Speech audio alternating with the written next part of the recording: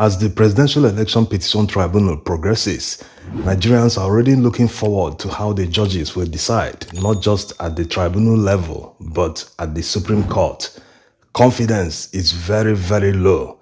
You wouldn't blame people though, because going by the recent rulings of the Supreme Court, in some decisions they turned logic and the law upside down. So you won't blame people if they lose confidence. Many people might be saying they are all the same thing, they've collected money, they've taken bribes, that nothing will come out of it, that no one can remove a sitting president, many permutations, many issues. But when you look at the gravity of what Tinubu has done, all the baggages that comes with him, and the massive evidence that the petition has presented in court, the judges at the Supreme Court will need to go to extreme levels in order to free Tinubu.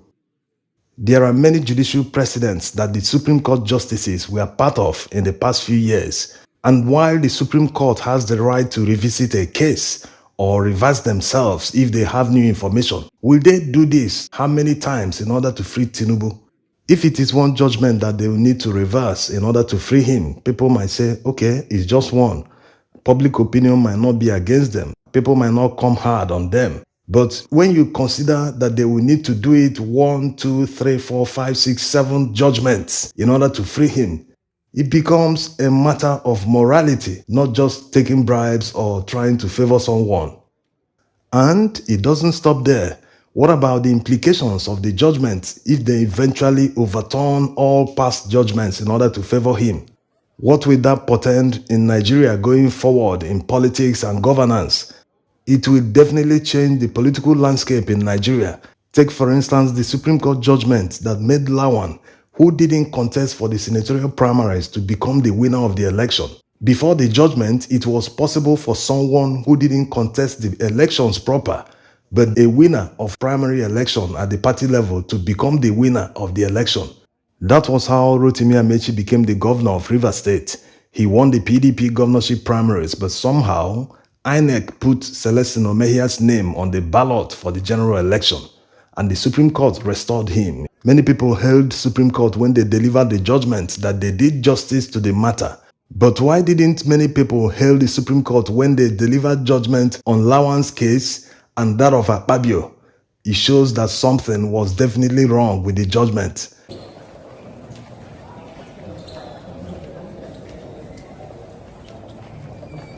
Now, let's look at the first judgment that the Supreme Court justices will need to overturn in order to free Tinubu.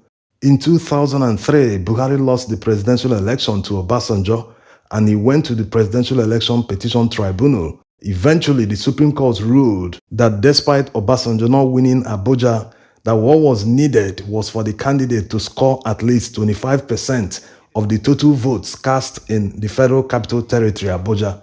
It was the first judicial interpretation of the 25% requirement in Abuja since the Fourth Republic began, and the Supreme Court interpreted it that a presidential candidate, after scoring 25% in 2/3 of the states in Nigeria, must still score 25% in Abuja. That was the interpretation. The next judicial precedent that the Supreme Court justices will need to overturn was set back in 2008. In Buhari versus Yaradua, Buhari sought the cancellation of the presidential election because Yaradua didn't win Abuja. But the Supreme Court justices that sat on the panel disagreed with him. They followed the earlier precedent of 2003 and ruled in the same manner that 25% was only required in Abuja, not a win. They therefore struck off Buhari's petition. So based on the 25% requirement, the Supreme Court have already made 2 judgments that says that a presidential candidate must win 25% in Abuja before being declared winner. And Tinubu obviously did not get this required 25% in FCT. And the fact that this section of the Constitution was not amended before the presidential election, that means it is a dead end for Tinubu. He cannot escape it. The Supreme Court has no option than to follow precedent by annulling his victory. No matter how people feel about the 25% requirement in Abuja, it is still the law, and the law must be upheld. It is practically impossible for someone to have 25% in a 36 states of the Federation without having it in Abuja.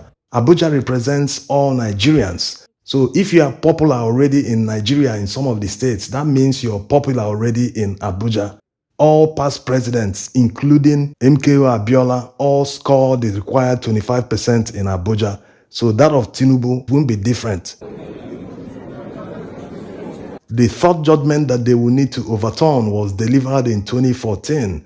And as fate will have it, the current Chief Justice of Nigeria was part of the panel of judges that delivered the judgment. In that groundbreaking judgment on Abacha versus Federal Republic of Nigeria, the Supreme Court ruled that forfeiture is a result of a crime. If there is no crime, there can be